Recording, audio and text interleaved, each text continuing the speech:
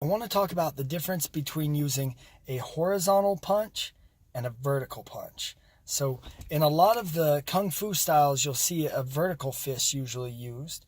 And then in more sport fighting like boxing and Thai boxing, you'll see more horizontal fist punches. And the biggest difference has to do with the use of hand wraps and boxing gloves, which we'll get into in just a little bit. But let's go over the benefits first of why you might choose to throw horizontal punches and why you might choose to use a vertical punch. So horizontal punches, first of all, the number one advantage that they give you is defensively, they allow you to protect your chin from getting hit and getting knocked out. So if you think of like your chin is sort of like your off button. If it gets pressed, you go out. So what you want to do is you want to sandwich your chin between your hands like this to protect it. But when you punch, you open that side of your face open to get countered.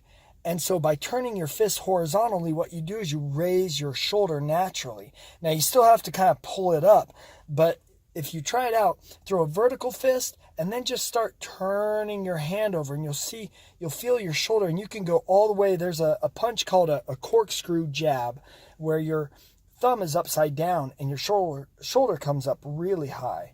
So a horizontal fist gets your shoulder already almost in position, then you just lift it just a little bit more. So it's a very good defensive position. Now, on top of that, there's some other things. The rotational movement kind of creates a rubber band effect where it snaps back, so it adds a little more pop to your punch and gets your hand back quicker. Okay? Now let's talk about the vertical fist and the advantages there. Now in fighting, you want to learn when you punch to keep your elbow down. And that takes a lot of work when you're throwing horizontal punches to train yourself to keep that elbow down when you punch. If you imagine pushing a car, you don't push a car with your elbows out wide because your arms are going to bend. You don't have any drive behind your elbows. All the force is going outside your elbow like that. Instead, you tuck your elbows in so that way when you push, you're pushing with your entire body. So you'll feel the push through your feet. Okay. And so the vertical fist, it's the same idea is by having a vertical fist, I naturally put my elbows under my body.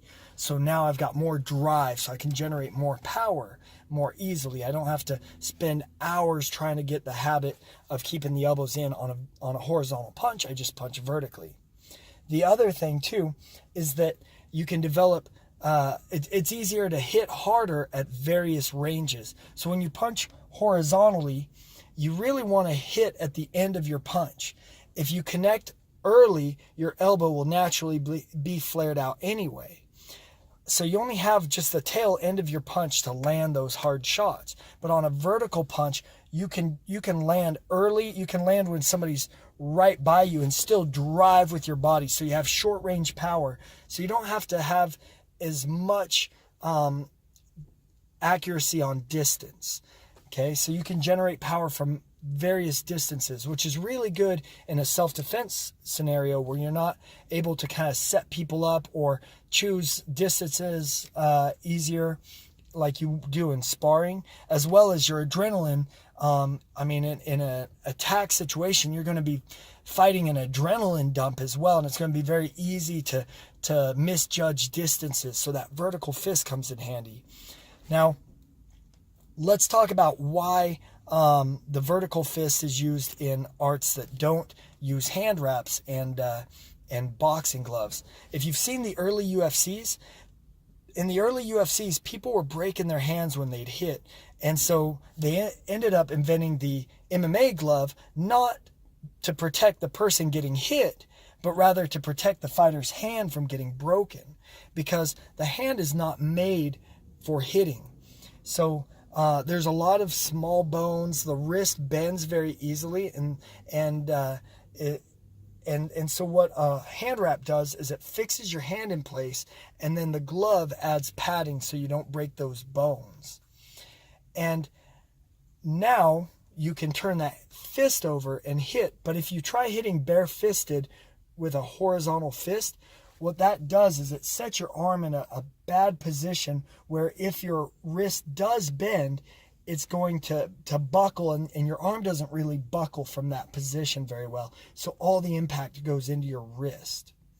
Whereas if you go with a vertical fist, it's not only a little bit easier to keep from buckling your wrist, but it also, if your wrist does buckle, your arm collapses in a little bit easier. So you absorb some of the force through the other parts of your body.